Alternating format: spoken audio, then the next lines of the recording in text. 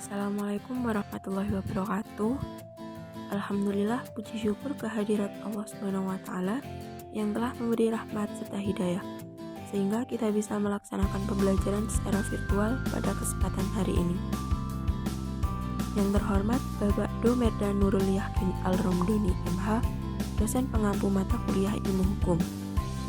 Materi yang akan kami sampaikan yakni berjudul Kaidah Penyimpangan Terhadap Kaidah Hukum. Sebelum masuk ke materi, saya akan memperkenalkan anggota kelompok 11. Saya Yasinta Putri Kusumawardani sebagai moderator dan rekan saya Ina Duratul Aini sebagai pemateri.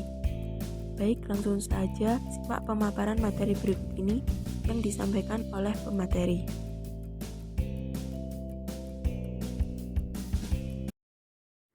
Pengertian kaidah hukum. Kaidah adalah patokan atau ukuran sebagai pedoman bagi manusia dalam bertindak. Kaidah juga dapat dikatakan sebagai aturan yang mengatur perilaku manusia dan perilaku sebagai kehidupan bermasyarakat. Secara umum, kaidah dibedakan atas dua hal, yaitu kaidah etika atau kaidah hukum. Kaidah etika merupakan kaidah yang meliputi norma susila, norma agama, dan norma kesopanan.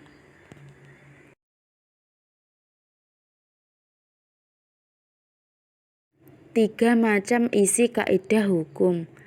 Yang pertama, kaidah hukum yang berisi perintah atau gebut sehingga harus ditaati. Yang kedua, kaidah hukum yang berisi larangan atau verbut. Kaidah ini memuat larangan untuk melakukan sesuatu dengan ancaman sanksi apabila melanggar. Misalnya larangan melakukan pencurian pasal 362 KUHP.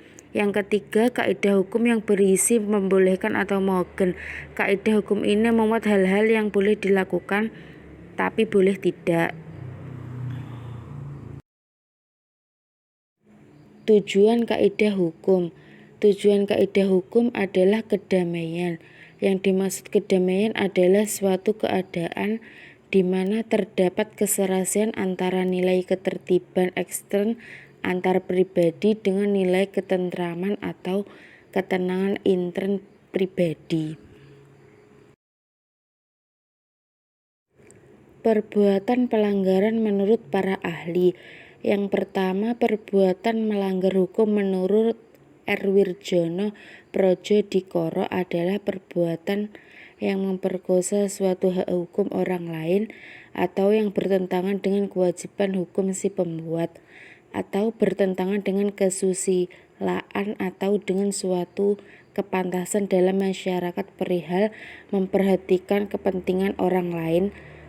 Di lapangan hukum pidana disebut delik atau peristiwa pidana atau perbuatan pidana.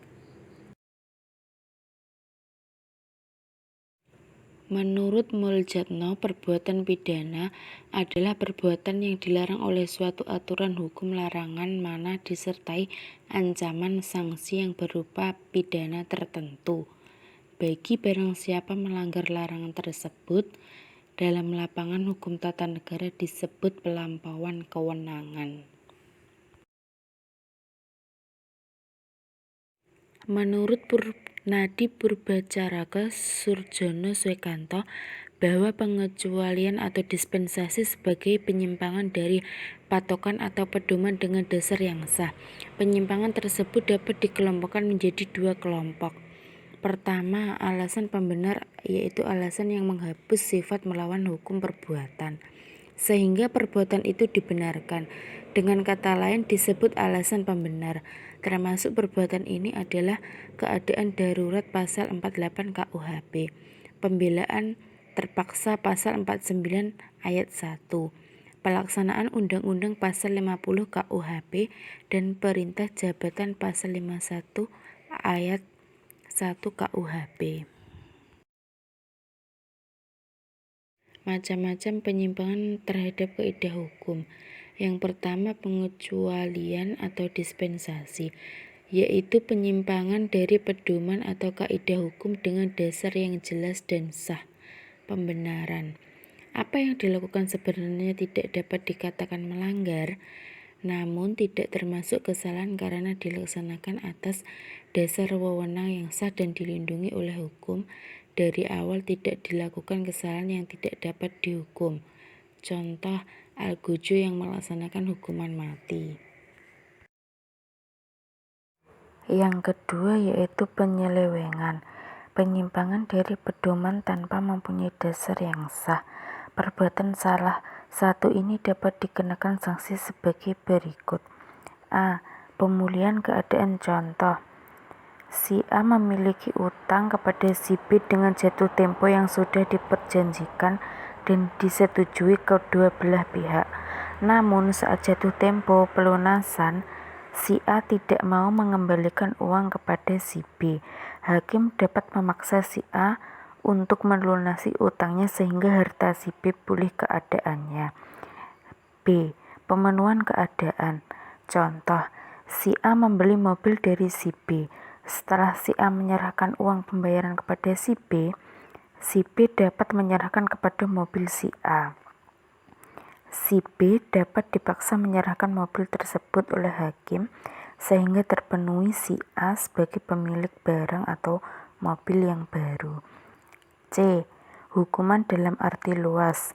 Contoh, perdata yang berupa ganti rugi, pidana yang berupa penjara atau hukuman, tata negara dapat berupa skorsing atau pemecatan.